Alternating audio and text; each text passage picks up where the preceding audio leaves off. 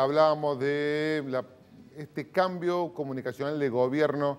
Ya me parece, o algunos apuntan, que está yendo en lugar de a una búsqueda de conciencia, la gente que parece imposible, empresarios que dicen no vamos a cerrar, sobre todo en Córdoba, empresarios que dicen acá no cierran la noche porque nosotros necesitamos pagar los impuestos, pagar los sueldos. No Estamos nos van a fundidos, venir a dicen. cerrar, no nos interesa las curvas de contagio, no nos interesa la limitación en la circulación de la gente, nosotros vamos a abrir una posición bastante cuestionable. Ya los bares se empiezan a acusar entre ellos.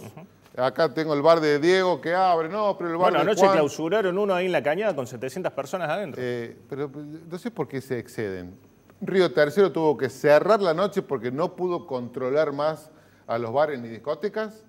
Nos metemos de lleno qué es lo que está pasando, a ver si es una política de conciencia o una política del miedo, y para eso lo hemos convocado a Marangoni para que nos ayude a comprender un poquito todo lo que está pasando. ¿Cómo anda Marangoni? Buenas noches. Muchas gracias por estar en Córdoba y en Posta. Muy buenas noches y gracias a ustedes por la comunicación. Primera pregunta, hacía referencia Juan que ustedes saben mucho de cine, y es más, tiene un libro que mezcla política con cine. ¿Qué película estamos viviendo hoy en la realidad argentina, si la tuviera que comparar con alguna película? Por momentos se parece a Esperando la carroza, ¿no? ¡Apa! Digo, con idas, vueltas, contramarchas, confusiones, pases de responsabilidades, y creo que tiene ese toque, ese sabor agridulce que deja la película, ¿no? Que por momentos hay circunstancias que mueven a reírnos de nosotros mismos, lo cual está bien, pero a veces esa es una risa ya resignada y eso no está tan bueno. Marangoni, bueno, marcaban muchos el cambio total de actitud del presidente desde el discurso inaugural de sesiones, el acercamiento o no a Cristina, que Cristina le marca la cancha al presidente. ¿Cómo lo está viendo hoy a Fernández? ¿Está logrando tener algún tipo de control de la situación? ¿Hoy lo está desbordando la curva ascendente del virus en nuestro país? Ya que ustedes hicieron referencia al cine, permítanme apoyarme en una película. Hace algunos años había una película de Woody Allen que se llamaba Los secretos de Harry, cuyo protagonista era Robin Williams. Y el protagonista tenía la peculiaridad que por momentos estaba fuera de foco. Estaba desenfocado en la película. Todos los demás advertían esa situación, él mismo también. Creo que el presidente a lo largo de este año casi medio que lleva de gestión, hubo momentos donde estuvo bien enfocado, digamos, marzo 2020, era el presidente que se ponía al frente de la lucha contra la pandemia, al frente de una cuarentena que en ese momento era aplaudida por buena parte de la opinión pública y publicada. Y si vemos el modelo, marzo 2021, bueno, obviamente que esa cuarentena fatigó, generó efectos económicos. Entonces, el presidente en la Argentina y los presidentes o primeros ministros en el resto de los países corren mucho al sonar de la pandemia, que es muy irregular, que tiene las características que nosotros ya sabemos. Y creo que a esto se suma la situación de que los otros socios importantes de la coalición oficial, tanto la vicepresidenta Cristina Fernández como Sergio Massa, tienen imágenes muy nítidas.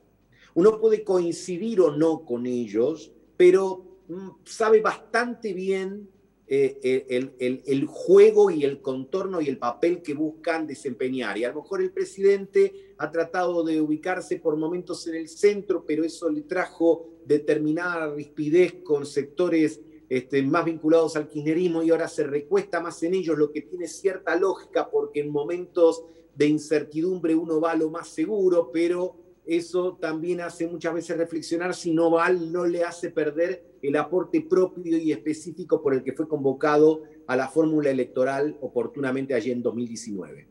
Acá en este programa hubo colegas suyos y consultores como Timerman que contaba que bueno, la situación que está viviendo el presidente, que estuvo hace unas semanas, era porque ya en realidad necesita hablarle a ese 30-35% de núcleo duro del kirchnerismo, que es el que lo sostiene. Todo el resto necesita conservar el núcleo duro. Exactamente, el extra, esos 14-15 puntos que le hicieron ganar la elección, ya no están.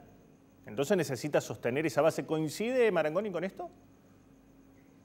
Sí, en el sentido de que vos al núcleo duro, por más que justamente sea núcleo duro o el más fidelizado respecto a tu espacio, cada tanto lo tenés que mimar, pero también tenés que tener cabal conciencia de que las elecciones requieren de un plus que se maneja por otros valores. Así que, de alguna manera, cuando la situación se tensa, el mensaje al grupo duro de parte de quién o de quienes lo conducen es, bueno, mirá, estas son las alternativas y no te vas a ir porque no tenés muchos lugares a donde irte, salvo alguna expresión de carácter testimonial. Yo creo que la coalición oficialista va a permanecer unida y esto ya de por sí le pone una plataforma, un piso muy alto. El panperonismo en la Argentina, cuando va en una oferta unificada, tiene un alto porcentaje de votos. Pensemos la provincia de Buenos Aires,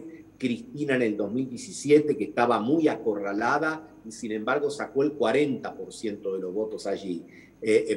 Menciono la provincia de Buenos Aires por el caudal electoral y creo que la fórmula del gobierno o de quienes son los arquitectos de la estrategia electoral del gobierno está muy sostenida en primera y tercera sección electoral de la provincia de Buenos Aires, norte y sur de la Argentina y lo que vaya después, por supuesto, obteniendo en la zona que sabe que él es más adversa, que es toda la franja centro de nuestro país.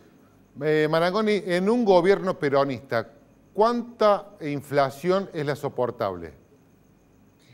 En realidad, es soportable la inflación en tanto y en cuanto los salarios le ganen.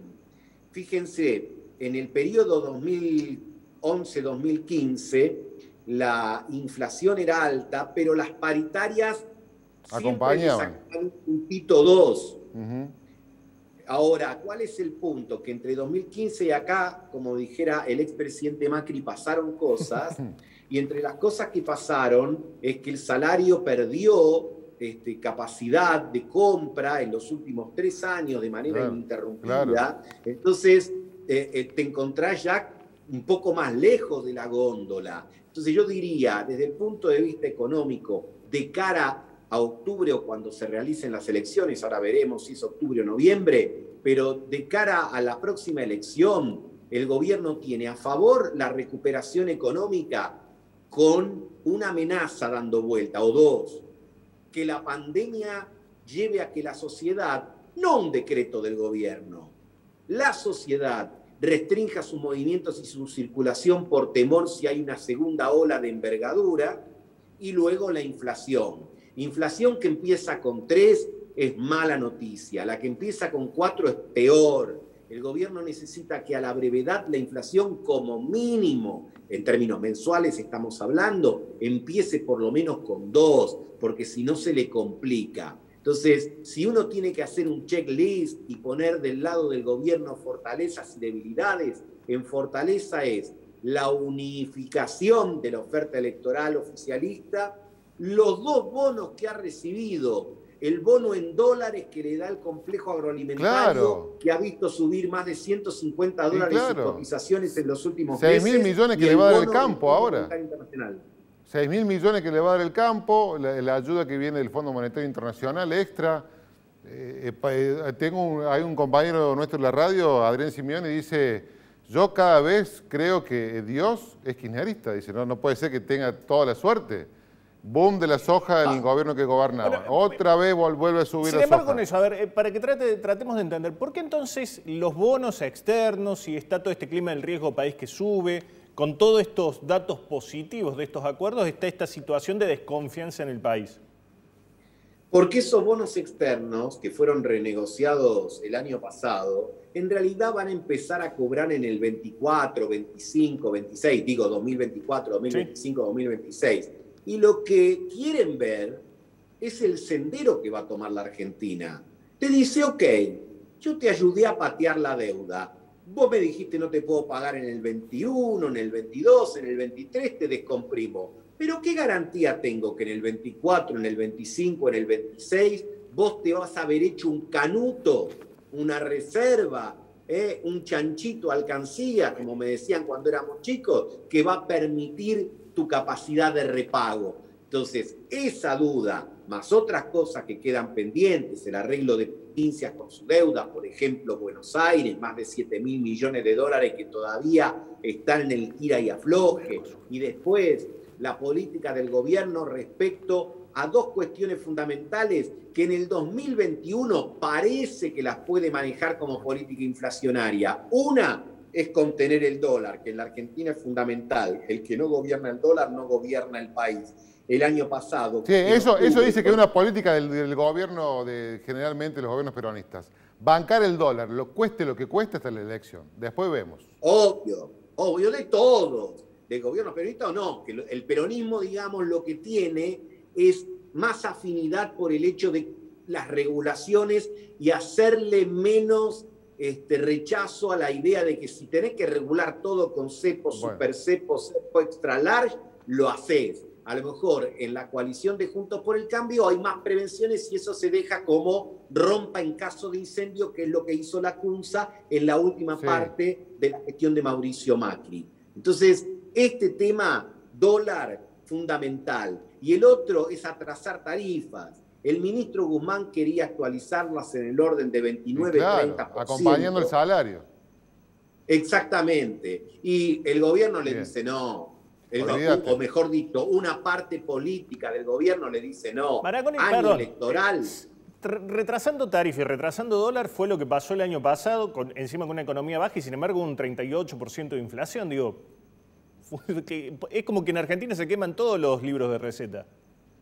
Bueno, guarda, porque vos el año pasado tuviste una devaluación machaza.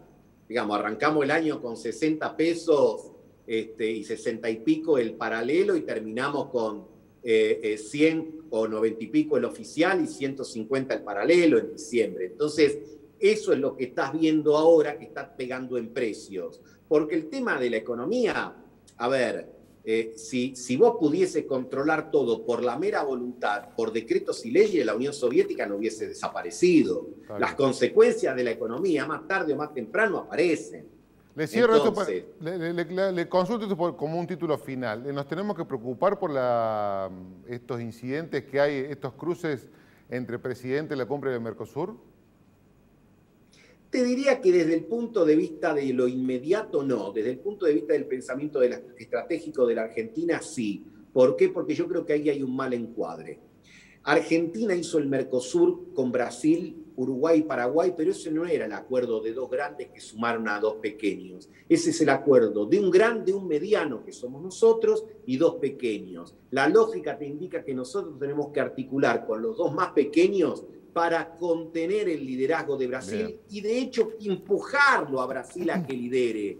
Ahora, si nos quedamos nosotros solitos y el más grande se queda con los dos socios menores, no sé si estamos haciendo una correcta mirada de lo que el bloque le puede aportar a la República Argentina.